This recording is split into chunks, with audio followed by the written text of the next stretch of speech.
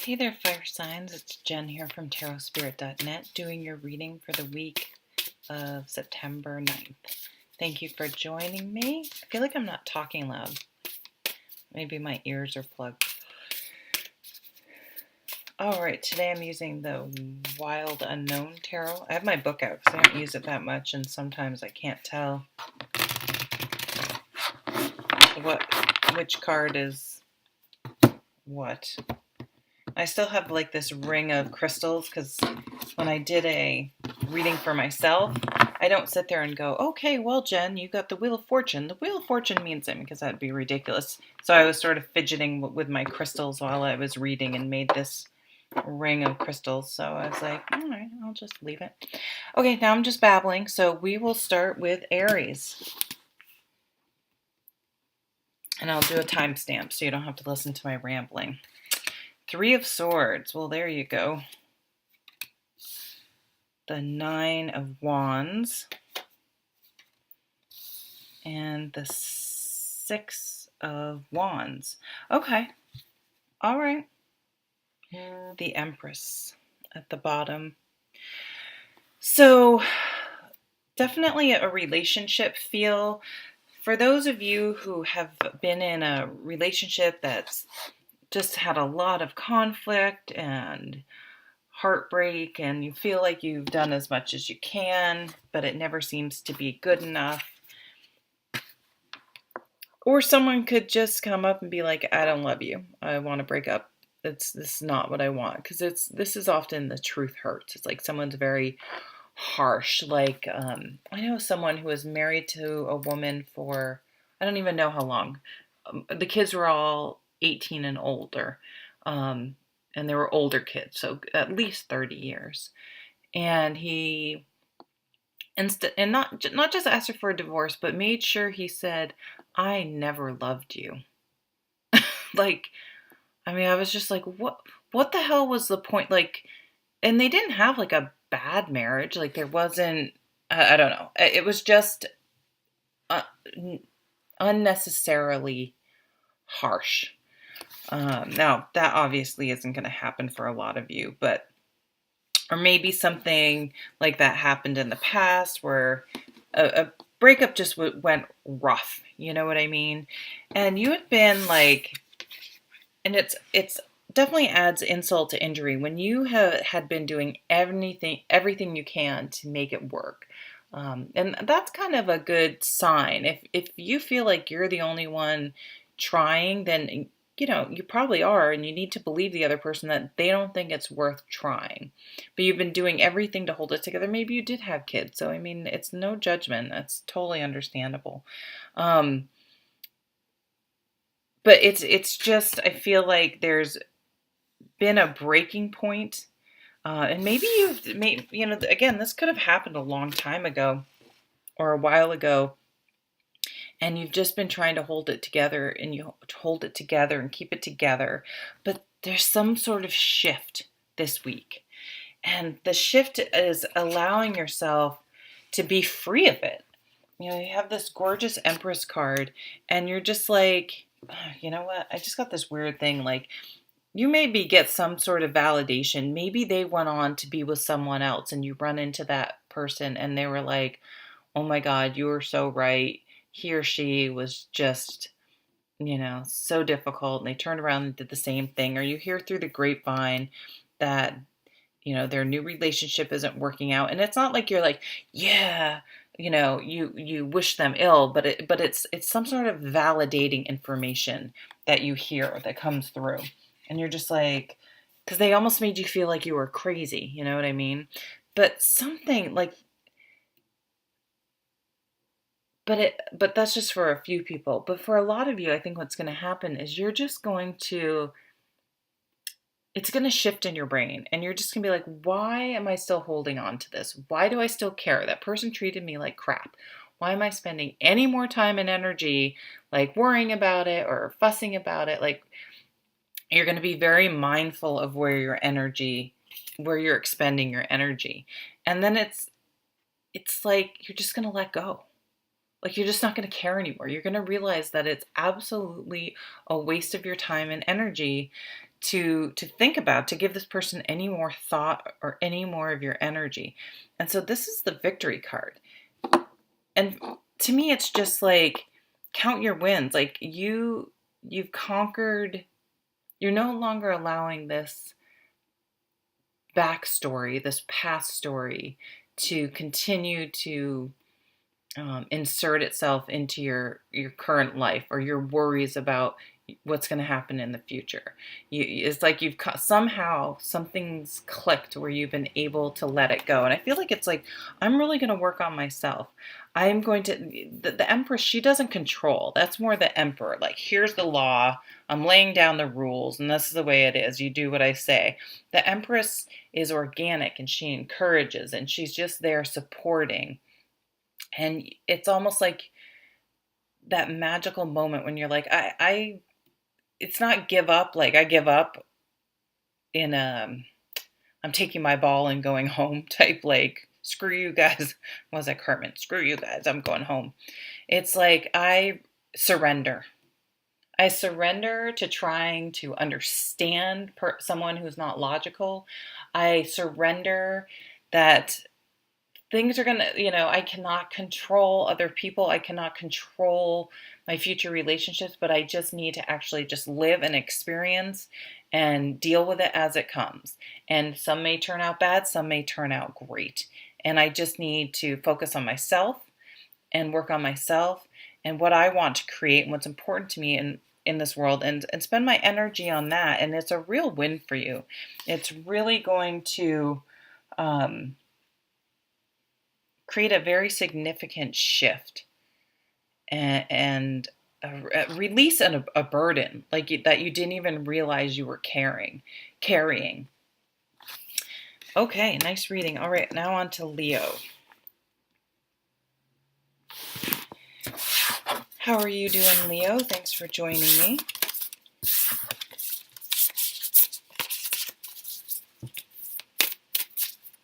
I'm going to pull a few cards from the Wild Unknown Tarot for you today.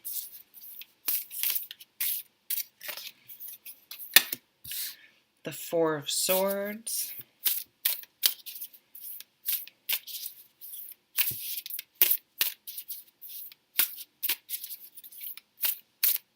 So meditation, this card can be about. It can be about recovery. Some of you, I don't usually get this, but some of you may be in recovery. Congratulations. It can be about a spiritual awakening. So maybe a lot of you, could be one person, I don't know how many, but started watching tarot readings on YouTube for predictions, like what's going to happen this week.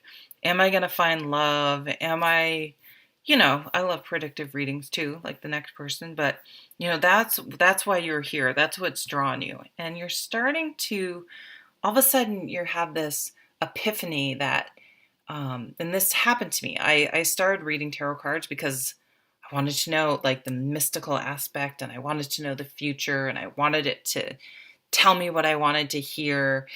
And even recently, I pulled some cards and I was like, like I made some noise, and my son was like, God, what did he say? Sometimes I feel like when you read those cards, they hurt more than help, or something to that effect. And I was like, I had gotten away from what I came to understand is that they're much deeper than predictive. They are a spiritual guide, a help for self-exploration, for self-improvement. So for example, if you get a card about, we have the Death card. Oh my God, right? If you're going to read it predictively and literally, oh my God, someone's going to die. And then you're worried. Someone's going to die. Nothing about that I don't feel is helpful or advances your spiritual knowledge. I feel like it just increases your anxiety. Because if it's good, yay, it's good. But if it's negative, it can be upsetting. And you can feel very powerless. Like, oh, great, well, someone's going to die. It's not a damn thing I can do about it. And if you really start exploring this card, so the Death card is transformation. And sure, death is if depending on what you believe in, you from the physical world, but you transform into a, whatever's you believe is after death. What happens to your soul, those types of things. So you're no longer here on earth, but you transform and go somewhere else to a spiritual being. Again, whatever you guys believe in. I like the classic definition is the caterpillar becomes a butterfly, and it's still the same being, but that butterfly is never going to become a caterpillar again. So it's like transforming how you see the world, how you conduct yourself in the world. Like you're going to start applying, you're going to start thinking about this. Again, not someone's going to die, but where in my life do I need to transform? How have I transformed since 10 years ago, 5 years ago, 1 year ago? What do I need to work on? How do I view death? Is it the worst thing in the world? Yeah, you know what I mean? You just start thinking more philosophically and much on a much deeper level. Something is I just saw 11:11. You're starting to put some things together, and so some of you may start meditating or doing yoga or signing up for some sort of spiritual practice. And you're really going to, I think a lot of you too, are really going to be developing your intuition and start believing yourself, believing your gut, listening to those voices in, those, whatever you want to call them, that gut feeling that says, I don't know if I trust this person, or there's a connection with this person. I should explore, why I feel connected to this person. Or I don't know, I don't feel good about pulling into this place. There's something up about it. You know what I mean? Whatever. But you're just spirituality maybe is starting to become a part of everyday life more than you ever realize. Like maybe you're like, tarot cards, whatever. And now you're kind of like, you get it now. You get something deeper than you had before. Balance, temperance. It's going to start bringing everything into balance once you start to when you have this sort of epiphany about how everything's connected. Yeah, the high priest. So some of you are like may literally have a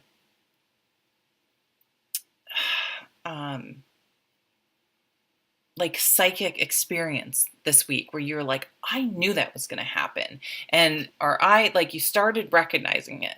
Like there are a lot of times in the morning I've had my coffee and I want to drink it. It takes me like a half hour to get to work. I think, I want some water. And then I go to take a drink and I'm like, no, I put it down. I'm like, what if the interstate's backed up? And sure enough, and I don't drink because then I'd have to pee, which is a nightmare when you're stuck in traffic. And sure enough, I get near the city where I work and traffic comes to a standstill. And there's so many times like that happens and I ignore it. But it's finally, I'm like, no, listen to your intuition. Listen to that. Listen, I've even had things where, don't say that. Don't send that email. And I'm like, whatever. And I send it anyway. And then I regret it because I was like, something was telling me not to do that. So really starting to listen to that inner voice, to your intuition, and realizing that, some of you may start reading cards yourself because you realize, hey, this speaks to me. Like I'm getting something about it now I didn't before. Okay, all you guys supposedly want to know about relationships. You are becoming much more mature when it comes to your emotions. Like maybe some of you were almost like emotionally manipulative. Like you would maybe pout or do the silent treatment or be sort of dramatic when things didn't go your way. And now you're starting to realize that, hey, I'm a grown-ass adult and I have complete control over my emotions and my behavior and my actions. And just because someone else maybe isn't treating me well, the mature thing to do is not to stoop to their level, but to have a talk and say, hey, this, how this all went down wasn't good with me, um, and if that person, if it's a deal breaker, then you walk. No more hanging on to things. And this is the real transformation. No longer hanging on to things that are no longer working for you, that don't work for you. So you're really transforming yourself and how you are in relationships. And when that happens, your relationships change. What you tolerate, how you act, what you're looking for in a partner, everything's connected, right? Everything begins to change, and you start bringing in people that match this new you. Okay, let's get on to Sagittarius. Hi there, Saggies. How are you? How are you? Hope you're doing well. We had the most perfect weekend. I'm in Vermont. It has been extremely, extremely hot. And it was down to the 50s and 60s. It's fantastic. Oh my God, hear me standing here talking about the weather. Okay, so I'm using the Wild Unknown. I had this deck for a long time before I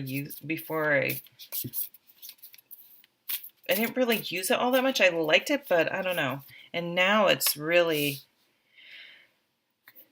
just the right time where I'm really appreciating what a cool deck it is. Oh dear. Okay, well, I'm a Sagittarius, so I don't want these types of cards, but there's a lot of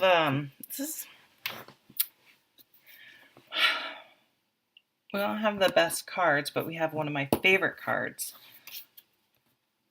at the bottom, which is this Fool card. And the Fool card is a leap of faith, and I really like to think of it as taking a leap of faith in yourself. Let